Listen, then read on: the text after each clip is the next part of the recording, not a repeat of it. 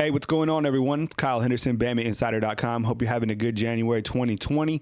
Today, I'm talking about the top returning offensive graded players from Pro Football Focus for the Alabama Crimson Tide going into the 2020 season. Of course, there's a bunch of players that are added to the roster. There's a bunch of players that are being subtracted from the roster, but I want to talk about the top returning players, minimum 200 snaps, and we'll continue to have more coverage on BamaInsider.com as we get closer to spring football, as we get closer to the scouting combine, etc. But today we're talking about the top returning offensive graded players for the Alabama Crimson Tide from the analytics from Pro Football Focus. Now, the top returning player, surprise, surprise, is Najee Harris. Now, of course, you want to know, is Najee Harris returning for the 2020 season?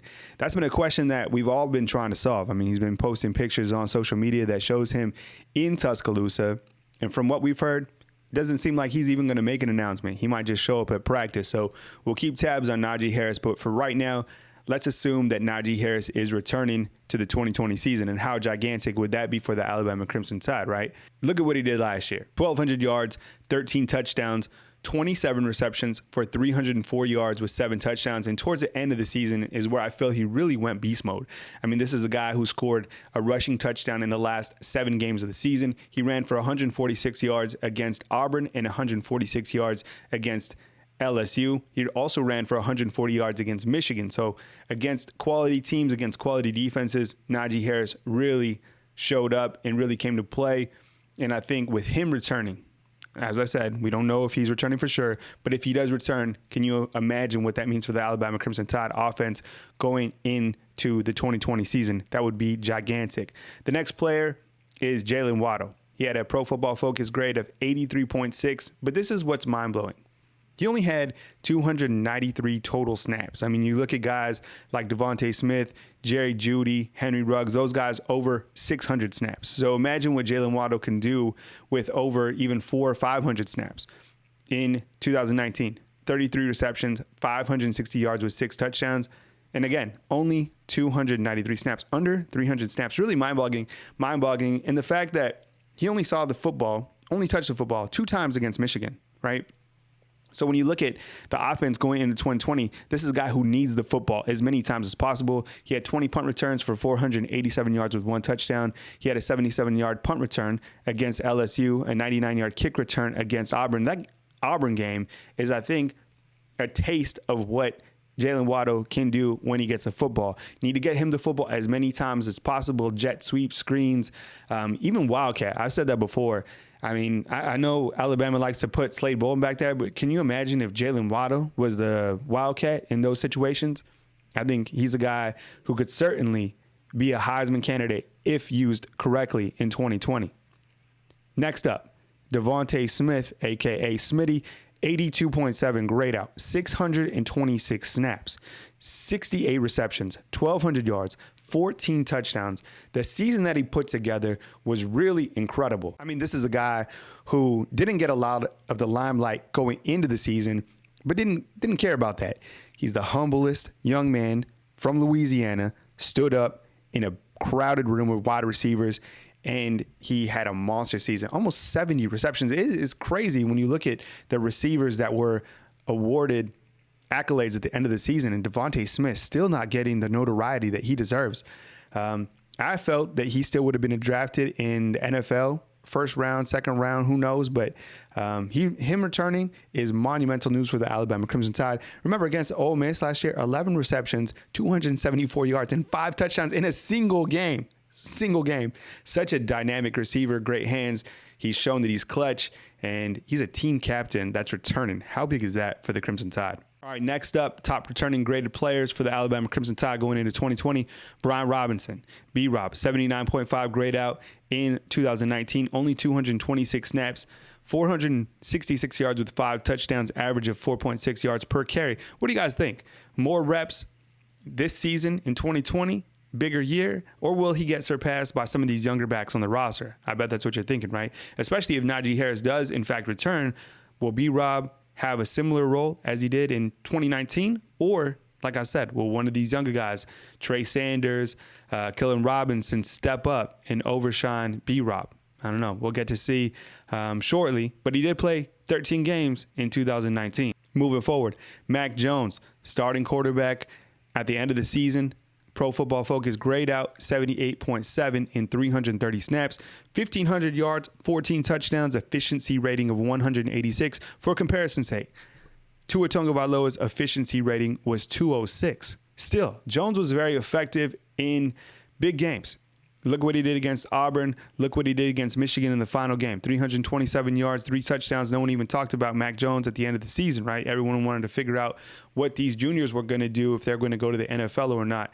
And I think that was a little bit of a disservice to Mac Jones, just because I think the way that he handled himself, was everything you wanted in a quarterback. Now, I know it's a crowded quarterback room. You've seen the video before about Bryce Young, Tua Tagovailoa, Paul Tyson, all behind Mac Jones. But I think, as I've said before, Nick Saban is going to give Mac Jones every opportunity to maintain and retain that quarterback position going into the springtime of 2020. Mac Jones, certainly a big component of this offense. He's already posted pictures on Instagram that he's already getting work with wide receivers DeVonta Smith, Jaylen Waddle, Terrell Shavers, etc. All right, here's where you should be really excited if you're a fan of the Alabama Crimson Tide going into the 2020 season. Landon Dickerson returns, 78.3 grade out, 720 snaps. Started at center for most of the season.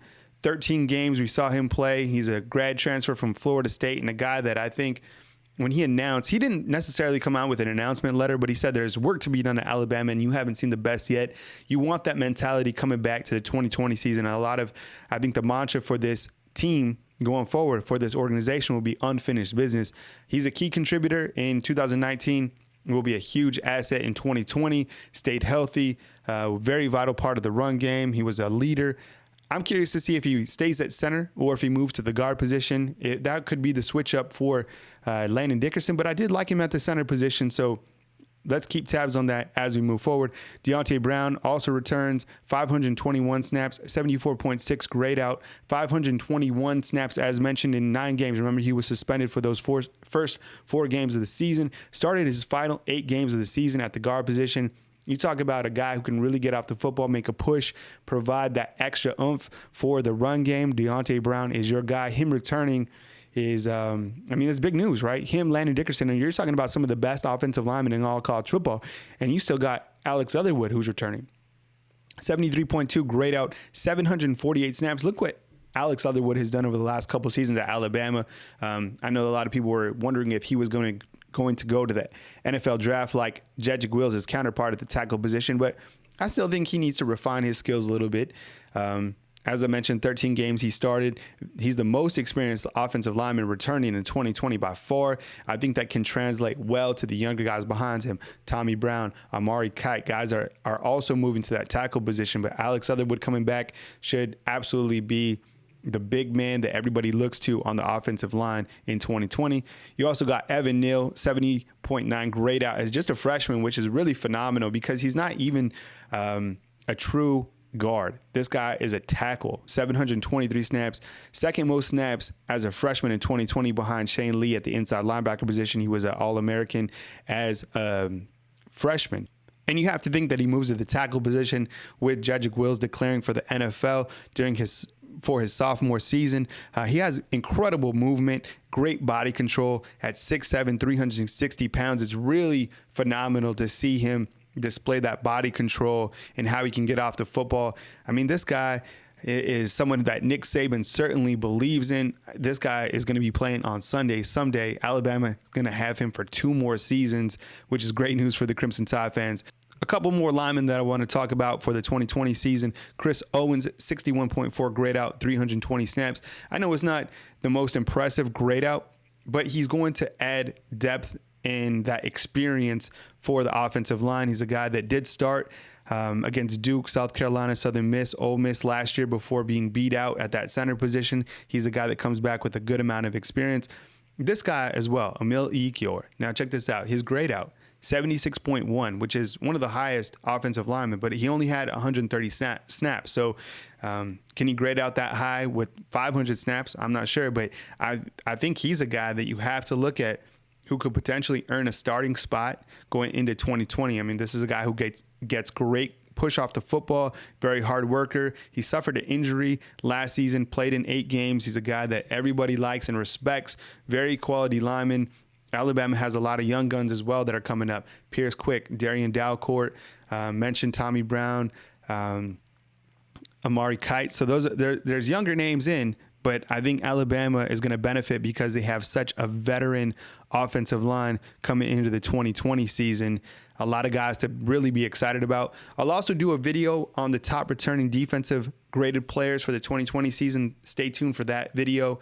Please like and subscribe. We appreciate you being a subscriber on our YouTube channel, and we also invite you to become a premium subscriber at BamaInsider.com. You got a lot of content still coming your way, everyone, so be sure and stay locked on. Stay subscribed to BamaInsider.com. We will catch up with you soon. Reporting from Tuscaloosa, Alabama, Kyle Henderson, BamaInsider.com.